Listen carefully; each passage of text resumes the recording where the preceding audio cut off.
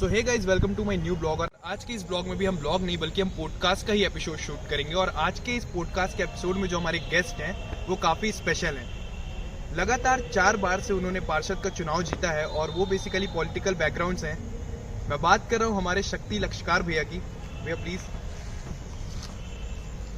सबसे पहले तो आपको बहुत सारा कॉन्ग्रेचुलेशंस भैया। Thank you. चौथी बार आप लगातार पार्षद बने हैं, वो भी हमारे शहडोल शहर के। क्योंकि बहुत सारा यूथ अब आपको देख रहा है, अभी आपको सुन रहा है। मैं चाहूँगा भैया कि आपकी जर्नी कैसे शुरुआत हुई और पॉलिटिक्स में आप कैसे आए। देखो छोटे भाई प्रतीक, आपको धन्यवाद। आपने मुझे इतना काबिल समझा और ऐसा समझा कि बड़े भाई के नाते तुमने मुझे प्लेटफॉर्म दिया। मैं आपका धन्यवाद करता हूँ। कोई नहीं भैया। ऐसा है कि प्रतीक, ऐसा कोई वो था नहीं कि पॉलिटिक्स में कोई आना या फिर पार्षदी का चुनाव लड़ना। ये स्टार्टिंग से जब भी छात्र संघ जब भी कभी थे, शिशु मंदिर पढ़ते थे, तो ऐसे सामाजिक काम करने के पहले भी आदत थी जी। और चूँकि पिताजी भी शुरुआत के तौर पे 2 चुनाव लड़े थे पिताजी जी। तो पिताजी 2 चुनाव लड़ने के बाद जीत नहीं पाए थे। तो एक पिताजी का भी था कि और पिताजी के भी तो शहर में अपना एक उनका वो था। इस नाते लगा कि यार लोगों ने कहा कि समाज सेवी के रूप में अब आप आ गए आओ।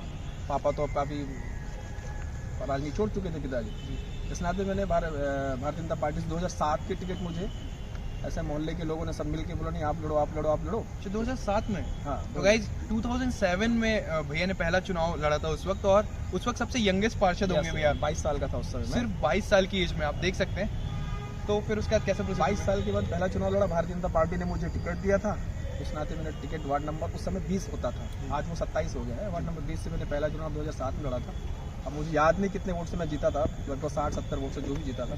बस वहीं से मेरी भारतीय जनता पार्टी में एंट्री, और उसके पहले युवा मोर्चा में काम करता, लेकिन उसी समय पार्षदी की मेरी एंट्री हुई थी नगर पालिका परिषद शहडोल में। और फिर ईश्वर की कृपा और समाज की कृपा से मैं आज यहाँ तक आ गया, चौथी बार चुनाव में।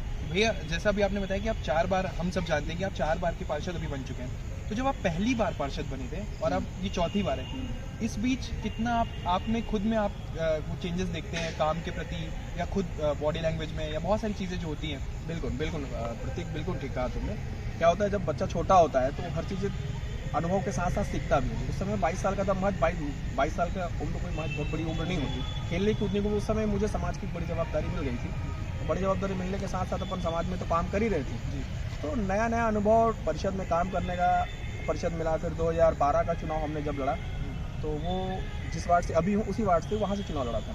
वहाँ से भी जनता ने मुझे अच्छा वोट दिया था, कम मार्जिन से अपन चुनाव जीते थे, वो भी सीखने को मिला। उसके बाद फिर वार्ड नंबर 28 चुनाव लड़ा। 2017 का चुनाव वार्ड नंबर 28 खुद के निजी वार्ड से प्रचंड बहुमत से चुनाव भी जीते थे, मतलब 700 वोट से करीब जीते थे चुनाव। तो लगातार एक काम करने का अनुभव के साथ साथ जब इस बार चुनाव जीता हूँ तो अनुभवों का एकदम मेरे ऊपर अंबार। मतलब कहने का तात्पर्य ये कि आज मैं 37-38 साल का एज का हो गया हूँ। इस एज में मुझे परिषद का अनुभव पर्याप्त है। आज मुझे कोई भी काम कराने के लिए बहुत ज़्यादा दिक्कत या बहुत ज़्यादा कठिनाइयों का सामना नहीं करना पड़ता है, लेकिन चल रहा है आगे। तो भैया मैं चाहूँगा कि आप एक बार, क्योंकि बहुत सारे यूथ आपको सुन रहे हैं, प्रोसेस क्या होती है। देखिए यूथ को तो मैं बिल्कुल कहूँगा, लेकिन ये नहीं कहूँगा कि राजनीति बस समाज में काम करने की राजनीति प्लेटफॉर्म होता है। मैं हर यूथ ये कहना चाहता हूँ कि हर समाज में किसी भी व्यक्ति को परेशान होता देखें या किसी का भी घर उजड़ा हुआ देखें, किसी भी तरह से अगर उसकी मदद करेंगे तो जरूरी नहीं कि हम राजनीति में ही आके उसकी मदद कर सकते हैं। समाज में काम करने के लिए कोई प्लेटफॉर्म की जरूरत नहीं होती।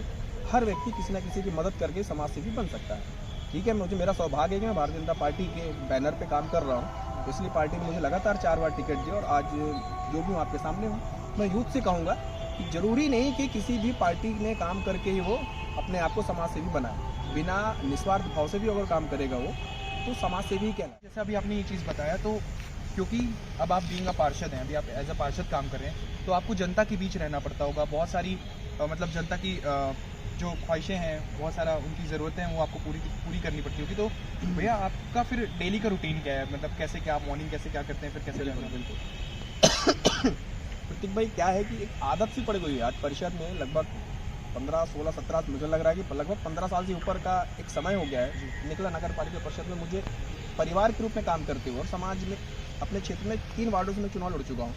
तो एक आदत सी पड़ गई है। सुबह उठने की आदत, मान लीजिए ठीक है मैं 8 बजे उठता हूँ तो 8 के बाद 1 घंटे में अपन फ्री होकर सुबह से वार्ड में निकल जाना होता है। वार्ड में निकले, अपना घूमे फिरे, साफ सफाई वगैरह देखे, लोगों की अगर किसी को कोई पीड़ा है, कुछ है तकलीफ, तो मुझे 2 मिनट बताता भी है। और इस तरह से लगातार काम करने की आदत सी हो गई है। तो अपने क्षेत्र में अपन सुबह चल देते हैं जी।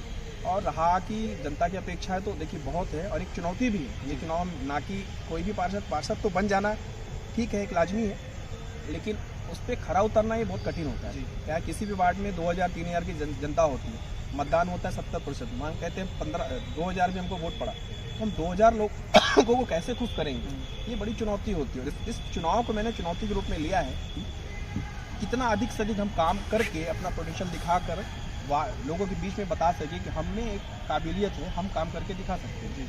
इसलिए इस बार मैं पूरी ईमानदारी के साथ अपने वार्ड में या किसी वार्ड में रहता पूरी ताकत के साथ वार्ड विकास और शहर विकास में अपना योगदान करूँगा। भैया ये तो हो गया आपसे आपका पॉलिटिकल करियर और पॉलिटिक्स से रिलेटेड। बाकी टाइम जो फ्री टाइम में होते हैं तो आपकी हॉबीज़ क्या क्या है वो आप बताना चाहेंगे तो बहुत अच्छा होगा। अब हॉबीज़ तो देखिए ऐसा है कि हमें राजनीति में, अगर अब राजनीति में एक अंग तो आ ही गया, राजनीति में हिस्सा हो ही गया हूँ, तो राजनीति में हर किसी की अपनी अपनी अभिलाषाएँ होती है, बहुत महत्वाकांक्षाएँ होती है। मैं निरंतर इसी में समाज में ही काम करके आगे बढ़ना चाहता हूँ। अब ईश्वर जाने क्या मुझे सफलता मिलेगी, पार्टी के लोग क्या करेंगे, लेकिन इसी क्षेत्र में आगे बढ़ना चाहता हूँ।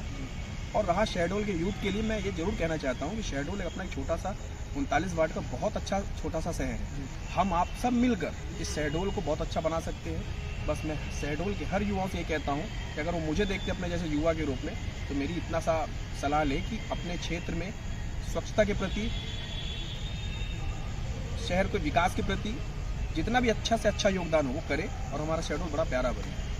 और भैया एक मेरा लास्ट सवाल और भी था आपसे। लास्ट सवाल ये कि अभी आगामी 2023 चुनाव आ रहा है, इसको लेके अभी आपकी क्या रणनीति है? क्योंकि आप लोग तो शहर वाइज वार्ड वाइज काम करते हैं, तो आपका भी आने वाले टाइम में कितना मतलब क्या प्रोसेस होने वाला है? देखो प्रतीक, ऐसा है कि हम उस क्षेत्र से, मतलब सिंहपुर रोड वाला क्षेत्र जो होता है, हमको पार्टी हर बार हम जैसे कार्यकर्ता बहुत सारे भारतीय जनता पार्टी, हमने कहा ना हम लोग, मेरे को सौभाग्य है हम भारतीय जनता पार्टी के कार्यकर्ता हैं, उस नाते मैं पार्टी का एक पदाधिकारी भी हूँ।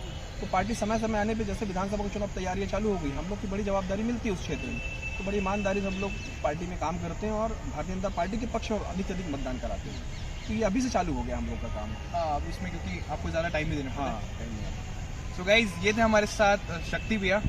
थैंक यू सो मच, आपने इतना इंपॉर्टेंट टाइम दिया। थैंक यू आपको कि आपने मुझे इस काबिल समझा। अरे नहीं भैया, अभी बहुत जल्द हम दोबारा भी कभी मौका मिलेगा, अभी तो शक्ति भैया बिजी रहते हैं, मौका दोबारा मिलेगा तो हम जरूर इनसे एक और पॉडकास्ट के एपिसोड में बात करेंगे। तो थैंक यू सो मच भैया, चलो, और nice to meet you. Nice to meet you. Thank you so much.